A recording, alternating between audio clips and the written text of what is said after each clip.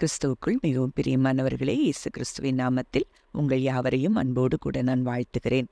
இந்த நாளிலும் தேவன் நம்மோடு கூட இடைப்படுகின்ற ஒரு வார்த்தை சங்கீதம் 91:16 நீடித்த நாட்களால் அவனை திருப்தியாக்கி என் ரட்சிப்பை அவனுக்கு காண்பிப்பேன். இந்த வார்த்தை மூலம் தேவன் இன்றைக்கு நம்ம ஒவ்வொருவரோடும் கூட இடைப்பட விரும்புகிறார். இதை கேட்கிற உங்களில் பலருக்கு மரணத்தை குறித்ததான பயங்கள் இருக்கிறதை ஆவியானவர் உணர்த்துகிறதை நான் உணர்கிறேன். அப்போ இன்றைக்கு தேவன் உங்களுக்கு வாக்கு கொடுக்கிறார். உங்களுக்கு நீடித்த நாட்களினால் உங்களை திருப்தியாக்குகிறாராம். நீங்கள் திருப்தியாகிற வரைக்கும் உங்க ஆயுசு நாட்களை அவர் தருகிறேன் என்று சொல்லி இன்றைக்கு தேவன் நமக்கு வாக்கு கொடுக்கிறார். அப்போ இது யாருக்கு உரிமையானது அப்படின்னு சொல்லி இன்றைக்கு நம்ம பார்க்க போகிறோம்.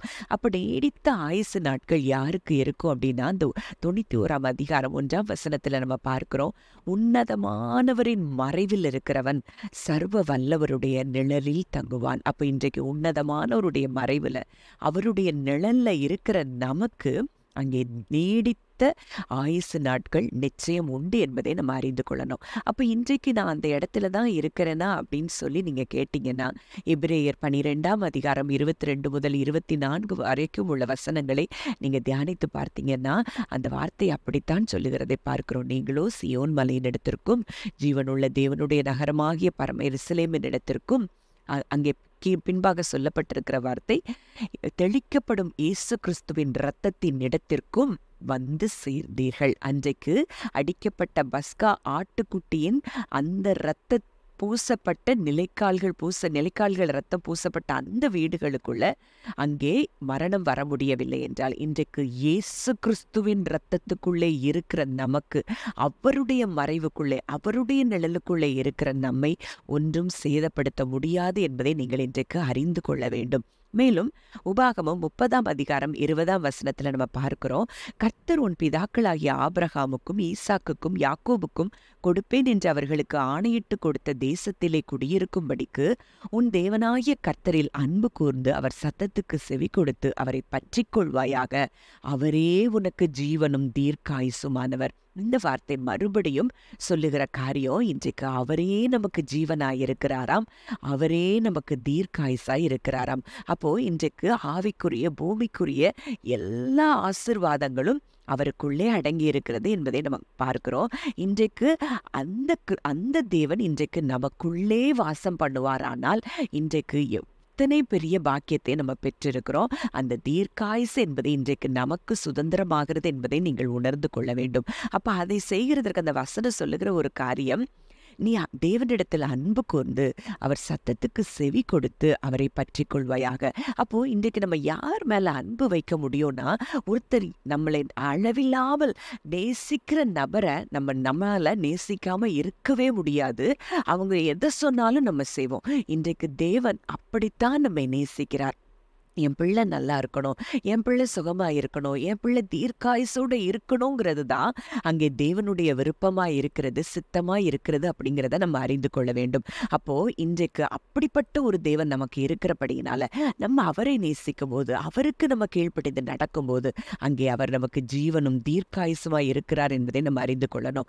2 நாளாகமம் 24:15 ஒரு காரியம் சொல்லப்பட்டிருக்கிறது. அங்கே யோய்தா தீர்க்காயுசுள்ளவனாய் முதிர் வயதில் மரித்தான், அவன் மரணம் அடைகிற போது 130 வயது அப்படின்னு சொல்லப்பட்டிருக்கு. அப்போ நான் யோசித்தேன், அப்போ தீர்க்காயுசு அப்படிங்கிறது அங்கே 130 வருஷம் என்று சொல்லப்பட்டிருக்கிறது.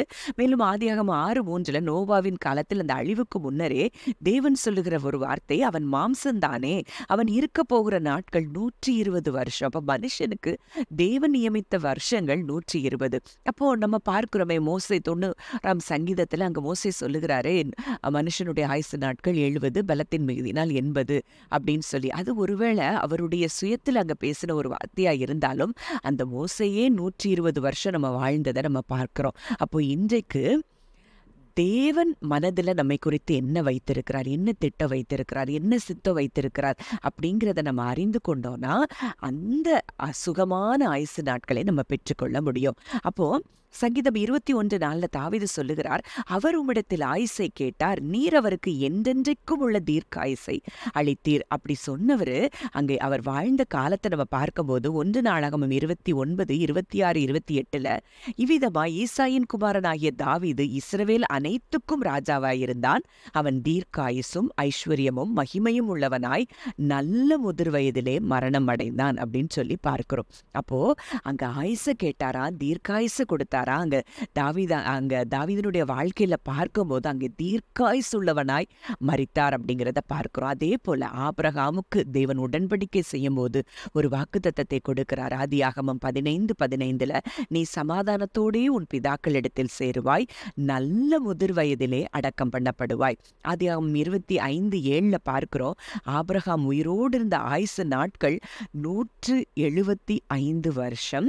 பிற்பாடு ஆபிரகாம் நல்ல நரை வயதிலும் முதிர்ந்த பூரண ஆயுசிலும் பிராணன் போய் மரித்து தன் ஜனத்தாரோடே சேர்க்கப்பட்டான்.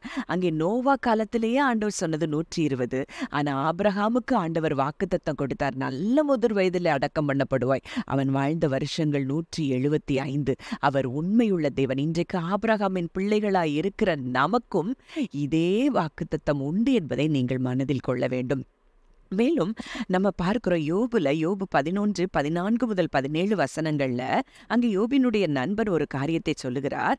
உம்முடைய கைகளில் அக்கிரமம் இருந்தால் அதை தூரத்தில் அகற்றிவிட்டு அநியாயம் உம்முடைய கூடாரங்களில் வாசமாய் இருக்க ஒட்டாதிரும். அப்பொழுது உம்முடைய முகத்தை மாசில்லாமல் ஏறெடுத்து பயப்படாமல் திடன் கொண்டிருப்பீர். அப்பொழுது நீர் வருத்தத்தை மறந்து கடந்து போன தண்ணீரை போல் அதை நினைப்பீர். அப்பொழுது உம்முடைய ஆயுசு காலம் பட்டப்பகலை பார்க்கிலும் பிரகாசமாயிருக்கும். இருளடைந்த நீர் விடியற்காலத்தை போல் இருப்பீர். அப்போ அங்க அக்கிரமத்தை அகற்றும் போது அங்க எப்படி இருக்குமோ ஆயுசு நாட்கள் பட்ட பகலை போல் பிரகாசமாய் இருக்கும் அப்படின்னு சொல்லி வேதம் சொல்லுது. அப்போ இன்றைக்கு லேவியராகமம் 16:21 ஒரு வார்த்தை சொல்லப்பட்டிருக்கிறது. அதன் தலையின் மேல் ஆரோன் தன் 2 கைகளையும் வைத்து அதன் மேல் இஸ்ரவேல் புத்திரருடைய சகல அக்கிரமங்களையும் அவருடைய எல்லா பாவங்களினாலும் உண்டான அவருடைய சகல மீறுதல்களையும் அறிக்கையிட்டு அவைகளை வெள்ளாட்டு கடாவினுடைய தலையின் மேல் சுமத்தி அதை அதற்கான ஆழ்வசமாய் வனாந்திரத்திற்கு அனுப்பிவிட கடவன். இன்றைக்கு அந்த ஆட்டுக்குட்டி எல்லா ஜனங்களுடைய பாவத்தையும் சுமந்து வனாந்திரத்திலே அது போக்காடாய் அனுப்பிவிடப்பட்டதை நம்ம பார்க்கிறோம். இன்றைக்கு இயேசு கிறிஸ்து அதே காரியத்தை நமக்காக செய்திருக்கிறார். 1 பேதுரு 2:24 நாம் பாவங்களுக்கு செத்து நீதிக்கு பிழைத்திருக்கும்படி அவர் தாமே தமது சரீரத்திலே நம்முடைய பாவங்களை சிலுவையில் சுமந்தார், அவருடைய தழும்புகளால் குணமானீர்கள். இன்றைக்கு நம்முடைய அக்கிரமங்கள், மீறுதல்கள், பாவங்கள் எல்லாவற்றையும் அவர் சுமந்து நம்மிடத்திலிருந்து அதை அகற்றிவிட்டு இருப்பாரானால் நம்முடைய ஆயுசு நாட்கள் இன்றைக்கு பட்ட பகலை போல் பிரகாசமாய் இருக்கும் என்பதை நீங்கள் நிச்சயமாய் விசுவாசிப்பீர்கள் என்றால், உலகம் சொல்லலாம், டாக்டர் சொல்லலாம், ரிப்போர்ட் சொல்லலாம், எந்தெந்த காரியங்கள் என்ன சொல்லலாம், அது உண்மையில்லை. என் தேவனுடைய வார்த்தை மாத்திரமே சத்தியம் என்பதை நீங்கள் நம்புவீர்கள். ஆனால்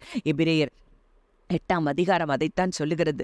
அவரும் ஏனெனில் நான் அவர்களை அநியாயங்களை கிருபையாய் மன்னித்தவர்கள் பாவங்களையும் அக்கிரமங்களையும் இனி நினையாமல் இருப்பேன் என்று சொல்லுகிறார் என்று சொல்லப்படியினாலே இன்றைக்கு நம்ம ஆயுசு நாட்கள் அது பட்ட பகலை போல் வெளிச்சமாய்த்தான் இருக்கும் என்பதை நீங்கள் உறுதியாக விசுவாசிப்பீர்களானால் உங்கள் சரீரத்தில் இருக்கிற பலவீனங்கள் நீங்கி நீங்கள் நல்ல சுகத்தோடு ஆயுசு நாட்களோடு நிச்சயம் வாழ்வீர்கள் என்பதை இயேசு கிறிஸ்துவின் நாமத்தில் நான் உங்களோடு பேசுகிறேன். ஜெபிக்கலாம். நல்ல தகப்பனே, நன்றியோடு உம்மை துதிக்கிறோம், ஸ்தோத்தரிக்கிறோம். கேட்ட இந்த வார்த்தையின்படியே ஒவ்வொருவருக்கும் தீர்க்காயுசை கர்த்தர் கொடுக்கிறதற்காக நன்றி செலுத்துகிறேன். இயேசுவின் மூலம் கேட்கிறோம் ஜீவனுள்ள நல்ல பிதாவே, ஆமென்.